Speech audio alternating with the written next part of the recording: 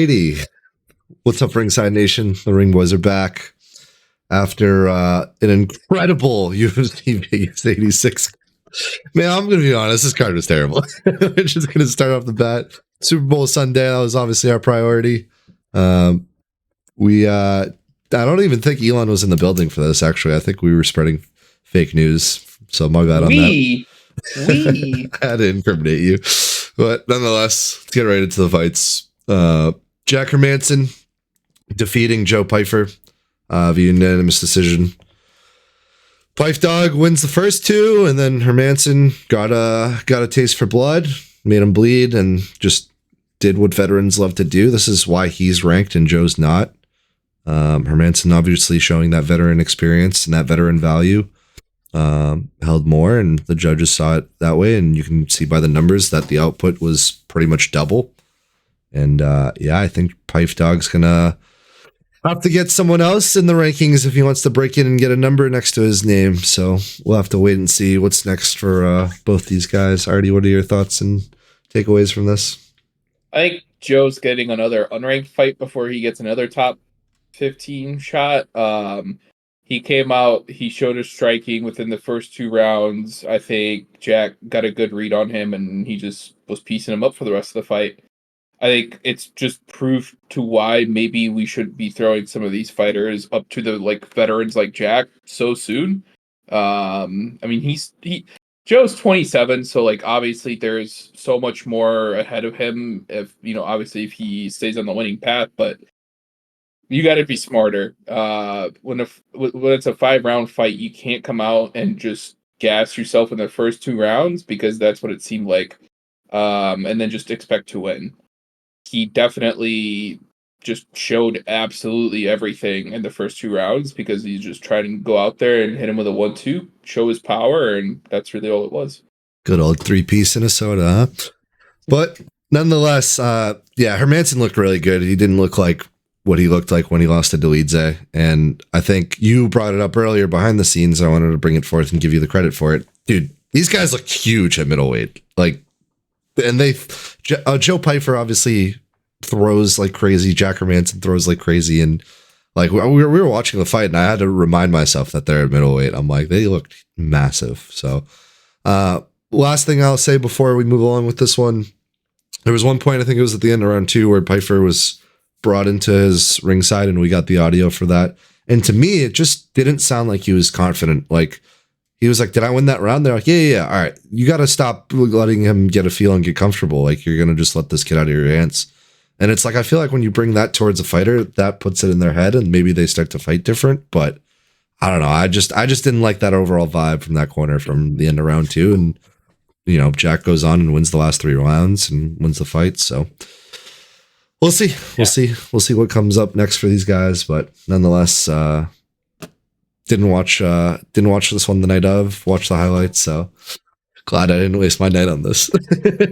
Yeah, it's almost weird that he asked that question too, right? Because this is a 5-round fight.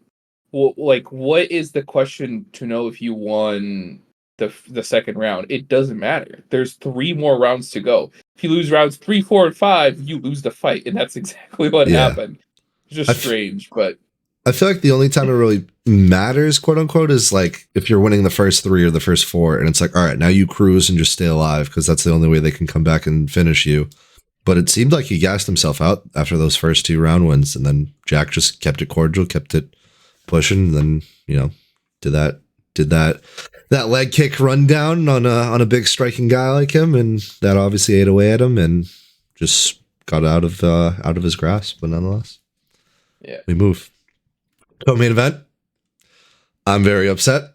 Was on Twitter, refresh my phone, and just see Danny Gale laying out Andre touchy-feely. It was tough to see. I mean, Andre obviously had a really rough year last year, ends the year on a hot note with a win, says that he wants to fight early and often, as I always love to say, and this is prime reason why you shouldn't do that sometimes. And Dan Ige is just a dog, and he showed, all right, you want to come into the rankings? Boom. You're going to have to do better than that, kid. Sit back down. What are your thoughts on this one? Yeah, I feel like the early and often thing works maybe at higher weight classes when maybe that weight cut isn't so terrible for some of these guys. But I feel like going to 145 and then having a 6 week break and then going to 145 again might have just been tough for Andre. His chin was just not there. He got like, I mean, not to discredit Dan Ige because he's an incredible striker. This is what he's known for. That's why he's got the 50K nickname. But like that was insane. It was just a one punch KO. Like I don't think anybody saw it coming. So and neither did Andre Philly. But yeah, Yeah, no, Andre didn't see that coming at all. Yeah, you hit the nail right on the head. That's why he's literally called 50K. Ige. He gets the win, gets the bonus. Didn't need the tree piece and a soda, just gave him the soda. And if I'm Andre, I chill for a bit. I take my next fight a little bit more strategically, and I hope to see Andre Touchy Feely back in the ring because he had an application to get in the Ring Boys fan club, but now we're reviewing his application after this one. Nonetheless, we'll see what's next for both those fighters soon. Igor Peteria winning via unanimous decision against Robert Brichek. I was gonna call him the Polish Hammer, but I'm calling him the Polish Template. Like this is normally what I just see for Polish fighters. Like good striking, good balance game. I thought he was gonna. Is he not a wrestler? I'm just not that familiar with him. I guess no, not at all. No, and I don't think so. Yeah. That's why I was confused. I was like, normally I see like Polish guys really like have some good ground game, but yeah, Igor did try to take him down a few times. Wasn't really successful in that, but once he found, that he was good on the hands, he got it going and ultimately wins this one by decision. What are your thoughts? Yeah, I think the 28-29 is a little bit more accurate than 27-30. Robert looked pretty good in the first 2 rounds. And then I think Igor really took care of business in the third. And that might have something to do with the fact that he missed weight by 1.5 pounds. Like you don't want to see that. And now, since the Saudi Arabia card back in last October, fighters who've missed weight are 7-2. Just note that really quick. I love that stat. But yeah, Igor wins by decision. He definitely looked a lot fresher, and it might have been to do with the fact that he didn't cut the weight fully. Yeah, and that's a stat we'll be monitoring throughout the year entirely, alongside with potentially the Ring Boys AI to be leaked, to be coming soon potentially. But yeah, no, you're right. Once again, dude, he came out. I saw. Didn't he have a mullet? I was like, oh, this dude's got it going. Or was it the other Polish guy that had the mullet? I forget. I'll have to do my research there. The other guy. But nonetheless, the last thing I'll say about Igor, I made the pick, and then it was the day of the fight, and I saw a tweet, and it was like literally a picture of Igor on like an Instagram Live, all in Russian, just eating pizza, and he had a Coke in hand, and someone just captioned it, "This was 2 days before his fight." It's like, no wonder he didn't wait. So we'll see if that's a problem for him going forward. Hopefully we'll see. But this is why I like to pick, the fighters who miss weight. Hey, I'm not getting paid. I'm not going home empty-handed. At least I got to go home with a win or, something to take back. So glad to see he didn't mess about. He got the win. And I think I was the only one who called that. Moving through, obviously we'll hit the horn here. We all missed on Pfeiffer. Artie and I missed on Andre Philly. Doc called Dan Ige, and I called Igor Peteria, just so we have the picks noted, because this next fight was a ringer from your Ring Boys. I mean, I didn't think it was going to take the whole fight. I thought he was definitely going to finish him earlier on. But, man, RoboCop getting the KO late on punches. I mean, I said it before, like Brad Tavares is one tough son of a gun, and he's really hard to finish. But I'm glad Gary Rodriguez got the finish in the end and covered the prediction for the Ring Boys. Artie? Yeah, like you said, I'm surprised that went into the third. RoboCop, Gregory Rodriguez was I think just a couple of levels above him. I'll just say. it didn't look the same. And then, as he said at the end, RoboBama for 2024. We're going with that. So yeah, great knockout, good fight. Took care of business. He has my vote. He has my eye on his Ring Boys fan club application. That's all I got to say moving forward. But yeah, I don't know. I think minus 245 didn't really reflect the line too much. From just overall looking at the numbers, I thought minus 245 and Gregory Rodriguez, he would have finished him at least in the second round. But with a minute left, got it done. Michael Johnson versus Darius Flowers, lightweight fight.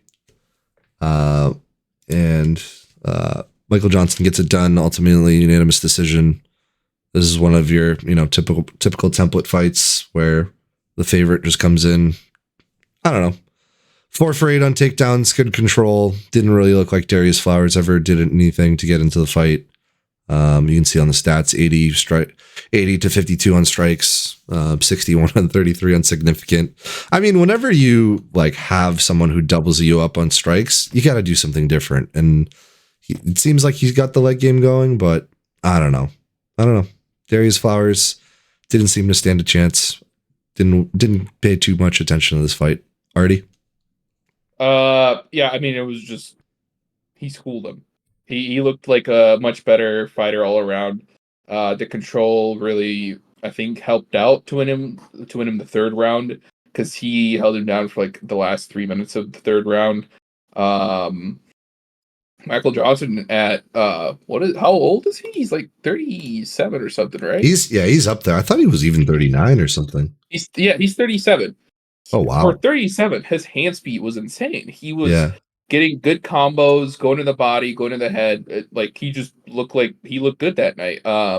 Which was a little bit surprising. And I think the announcers were kind of clowning a little bit on him, saying that usually he will do this. He'll come out, he'll win the first 2 rounds, and then something happens and he'll just lose in a third. And I think, obviously the record kind of reflects it, but he's a really good fighter. And I think Darius Flowers just couldn't come out and get anything going. They call him Michael the Menace Johnson for a reason, I guess, huh? And Darius Flowers respected him too much and gave him his flowers and ended up losing this one.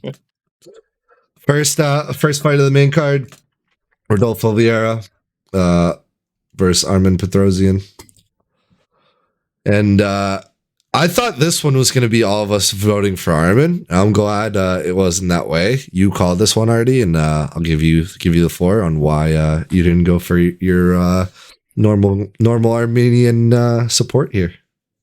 Yeah, like I said before, I think really what was going to make the difference is keeping distance, especially against Rodolfo, because he's such a good wrestler. He has now 9 finishes in the UFC by submission. And Armen came in there and he just decided that he was going to strike with him, stand up close, just try to get it going.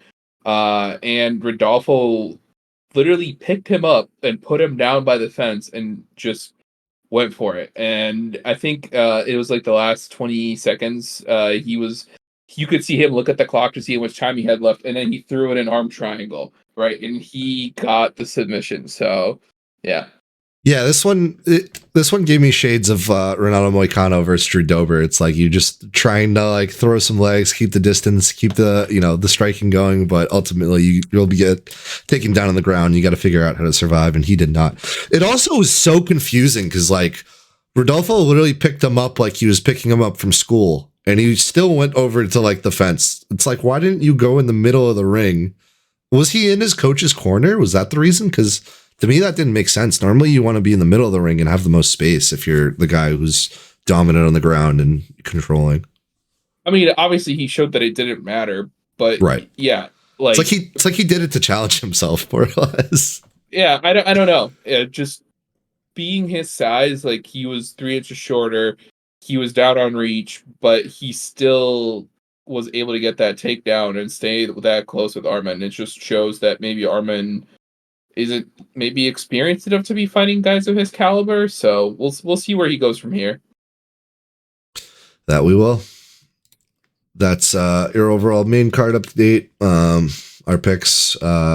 the main card, I was 3 for 6. Doc and Artie tied 2 for 6, which we'll talk into a controversial no contest that Artie should have won the card, but we'll get to that in a moment.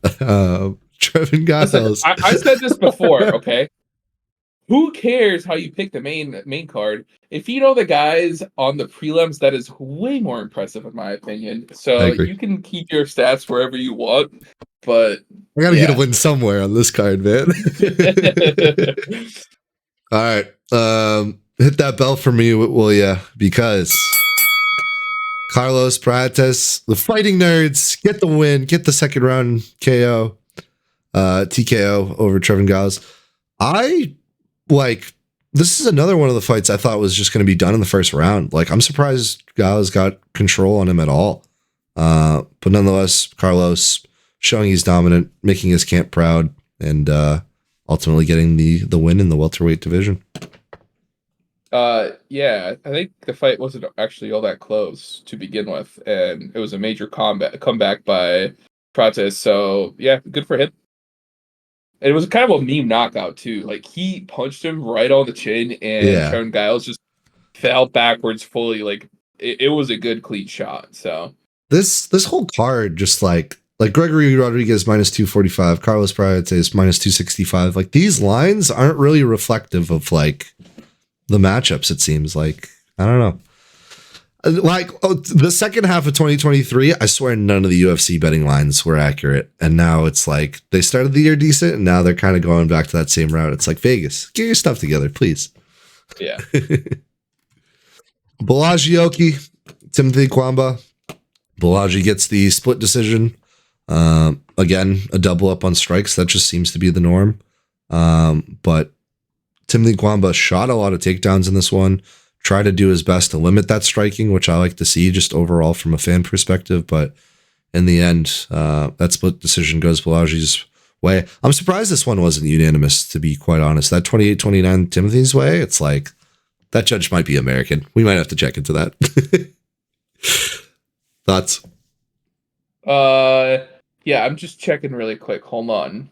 One thing. While you wait, just gotta also recognize a ringer for the Ring Boys on this one as well. Yeah, it looks like all the judges had Timmy winning the second round. So I agree, but Balaji just looked so much better when it came to the wrestling. He was able to defend his takedowns, and he just looked better when he was striking. I think, as I was mentioning on our pre-fight show, that sometimes going up in weight isn't the greatest idea, especially when you're doing it. I think this was a shorter notice fight, and Timmy usually fights at 145, and this was at 155, right? Yeah, lightweight. Or so Balaji just looked like the better fighter at 155. So yeah, I don't know. Not a great idea to move up in weight that quickly. What I really don't like about Balaji is his post-fight press conference. He went and said, "Yeah, the lightweight division is meat," as if like he's just gonna rinse through it. It's like, my guy, have you looked at the lightweight division? Who you're gonna have to go through at some point? So yeah, a little cocky there, pal, when you're not even ranked yet. So we'll have to keep an eye on him. Yeah, weird. My girl, Luma Lookbonmi, getting the unanimous decision winner over Bruno Bressi. Brazil. Yeah, I know, I just like to say Bressi. 73 to 52 total strikes, 58-28 unsignificant, but Bruno just, doing what normal Brazilian fighters do, getting the control, getting a takedown, limiting her somewhat, but Luma was just dominant, got the leg kicks going, got everything that she needed to do. I did think she was going to finish Bruna. I didn't think it was going to even go to decision. So that was a shock to me. And again, back to the betting line conversation. Lookbonmi was minus 265. It's like, these lines must be closer than they are actually being made. What are your thoughts and feelings on this one? Yeah, I don't know why it was that crazy. Luma won 2 of the rounds. Some of the judges scored it just a little bit differently, but I mean, the fight was much closer than like the numbers kind of lead on. It was a decent fight in the strawweight division. Obviously, I don't think anybody was gonna see a knockout coming. Somebody at that type of weight, but yeah, good fight nonetheless. What I really liked is after the fight or before the fight, she tweeted a Mike Tyson quote, and I was really impressed by it. It was, I'm a dreamer. I have to dream and reach for the stars, and if I miss a star, then I grab a handful of clouds. I was like, that's the aura like we need in the UFC. I don't know about that. That's like the live, laugh, love. Come on, man. No, that's something you see in like a bathroom you go when you're visiting a house. All right, you can hit the bell for me on that one because that one was also a ringer from the Ring Boys, and follow that one up with a wah wah wah. I don't have that one, so that's all you. Devin Clark just not completing the ringer for the Ring Boys on this one. Losing to Marcin, was it Pracno? I still couldn't figure it out. Marcin Prachnio. Prachnio, that's what it was. Yeah, and another guy, like Polish guy, like he obviously outstruck him. He didn't even need to go to the ground. But I guess I just need to do my research more on Polish fighters because normally I think they're better on the ground than they are at striking. And I'm glad he proved me wrong with this one. But Devin Clark, man, he just like from when he walked into the ring and when Prachnio walked in with the mullet, you could see just the difference in just energy levels. Like Marcin threw like 25 leg shots, landed 22, doubled them up in striking, and just, yeah, it didn't look like Devin had a chance at any point of the fight to me. What about you? It came out strong in the first 2 rounds. I think, honestly, it should have been 28-29 for Martin because he came out super strong for the first 2 rounds, was throwing absolutely everything, and then in the third, you could tell he was absolutely gassed. Like, yeah, I don't know. I think Devin Clark was actually winning the third round by quite a bit, and if he was actually like looking at the time a little bit better and knew where he was at, because he had him on wobbly legs a couple of times, throwing some elbows and some. He had him with a knee once too, but yeah, I think it was 28-29. But yeah, Devin Clark. I don't know that I'll ever pick him again because he's burned me a couple of times now. So Yeah, I share that feeling with you. Yeah, I mean, it was a unanimous decision, and I do feel like that scorecard could have been different, but to me, it just didn't seem like Devin ever was going to get back into this one. So that was kind of tough to see. He also, Marcin comes back and says, yeah, I want to fight again in the summer. So that's pretty, like quick for the light heavyweight division. Or no, I think you said it earlier, like the heavier they go, the more they fight. And that's definitely the trend because they don't have to deal with weight cuts as much. So yeah, especially at like 205 and heavyweight. Yeah, agreed. But nonetheless, we move. Max Griffin defeating Jeremiah Wells. Split decision. This one was like a boxing match for a bit.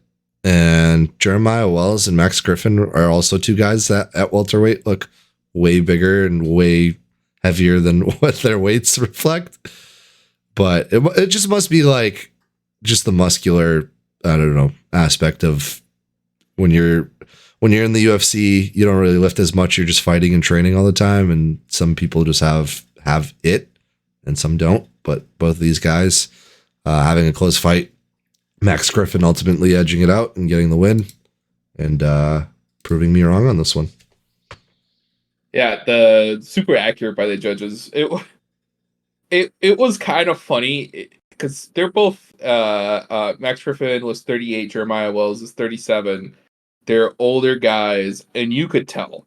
There was a couple of times when they would land shots and like on each other's head, and like they would start getting wobbly, and you're like, "Wow, the chin is really not there." Yeah. But yeah, I mean, ultimately, just I don't think they have the type of gas to be fighting in the UFC anymore. But nonetheless, it was a decent fight to kind of watch some technical guys. It also just seemed like every time Jeremiah got hit, he was just throwing bombs trying to get back into it every single time. Like he was just throwing wicked counters, and it was like he was either like, yeah, anything he would land, Max just looked like he was wobbled too. It's like, what is happening? What yeah. is going It's on? like these guys were just throwing out power as opposed to volume and not working like the straight and just working the jab and trying to get a touch and feel to line up the power, because that's normally the template you want to take in a fight. Whereas if you're just waiting for them to throw something and read their like speed and then try to knock them out with your next punch, you're gonna get tired real quick. Yeah. But nonetheless, we're skipping this one, right? Zach Boga proving I'm a casual, losing to Bogdan. I'm sorry. Bogdan Guskov. Bogdan earns the 50 Gs alongside Danny Gay, Rodolfo Vieira, and Carlos Parayates for the night. Those are your performances of the night. Zach Paluga, man, just exposed, dropped, yelled on. I thought Bogdan was going to dance on his grave for a second, but I was like, oh, that's not it's not the normal trend that you get to see. So I'll let you have your moment. What do you want to say about this one? It wasn't even close. Like, yeah. It was not good. Zach not on the same level as Bogdan. Bogdan needs to fight a ranked fighter next.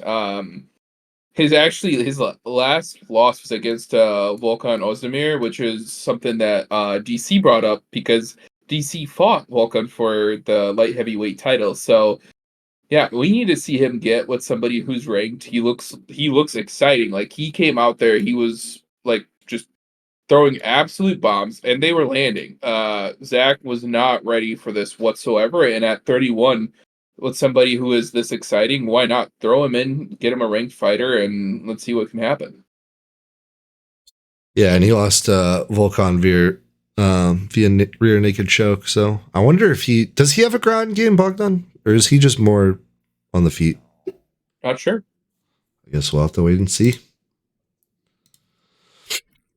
Fernie Garcia versus Hyder Emil, my lock of the card and the only lock of the card that hit. Crazy enough. Still can't believe that one. Fernie Garcia entering this in a 4-loss streak, gets knocked down in the second round by Hyder Emil. Simply put, 109 on strikes to 31. Fernie Garcia, you'll be cut, and we'll see you on the roster watch fighter removed account, I'm sure, sometime this week. I don't think we're going to see Fernie Garcia ever again, simply put. Yeah, I agree. And look at you picking the almost minus 200 fighter for your lock of the card to win. Well, I'm sorry. It's called the lock of the card for a reason, and I was the only one who hit. So you also picked Pfeiffer, who was minus 245. So don't even go there. Hey, man, that was a good fight. This wasn't. So yeah, that's what I'm gonna go with. True. Fernie looked absolutely terrible. His thing when they were kind of doing the fighter like pre-interview, showing them a little bit, introducing themselves, he was saying that he wanted this fight to prove himself in the UFC, that he belongs with the big guys. He does not belong with the big guys. The Hyder Emil absolutely came out and just schooled him. It was not close. I was like afraid half the time because Hyder was throwing out like bombs like crazy, and there was a couple of times when Fernie actually countered and caught him a few times, but it not a good fight. Yeah, I always love watching undefeated guys on just prelims because it's like you just always want to root for them and you want them to turn into something. So I just feel like that's the normal trend that you want to see undefeated streaks go on. Unless your name is Azat Maxim, I want you to just lose every single fight for the rest of your life. Just kidding. He'll be back. He'll be fine. Scratch, no contest. We all picked Daniel Mark. Actually, we didn't. Doc picked Errol Huyang, and I picked Daniel Marcos. You picked Daniel Marcos, but it didn't matter because he hit the cup, and when you hit the cup, it's not a good sign.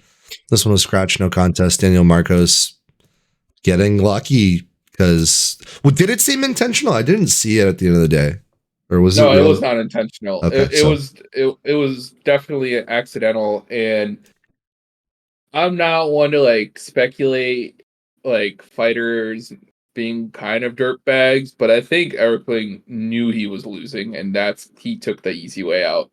Personal opinion, Just throwing it out there. But nonetheless, the first round and a half of this was like electric. And as I called it in the pre-fight show, usually if you're opening the prelims, you've got to be pretty good and like get the people going in the crowd. So yeah, I'm excited to see Daniel Marcos again.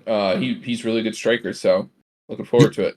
Yeah, this one got scratched early in the second round, right? So that, I mean, 80 to 45 on strikes and 19 to 9 on legs. Like, that's a lot of volume going through the first 2 rounds. So yeah, not great. An electric UFC Vegas 86 card with a lot of knockouts. No, I can't even anymore. Nonetheless, UFC 298 next weekend.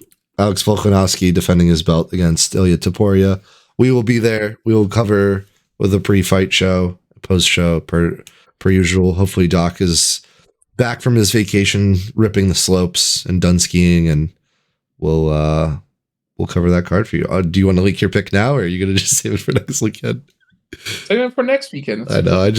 I like asking you at the end of every show, just in case one day you feel confident enough to do it, and then hold on. Let me look at the card really quick. What do you want to look at? Just the overall main card? I'm gonna take Rinya Nakamura beating Carlos Vera. When you're minus 1200, it's for a reason. I'm just kidding. We'll see you guys next week. Oh my god, man. Yeah, we'll talk about it next week, but nonetheless. All right. We love you, Ringside Nation. This has been the Ring Boys. And bye-bye. UFC 298 next weekend. Be here. Peace.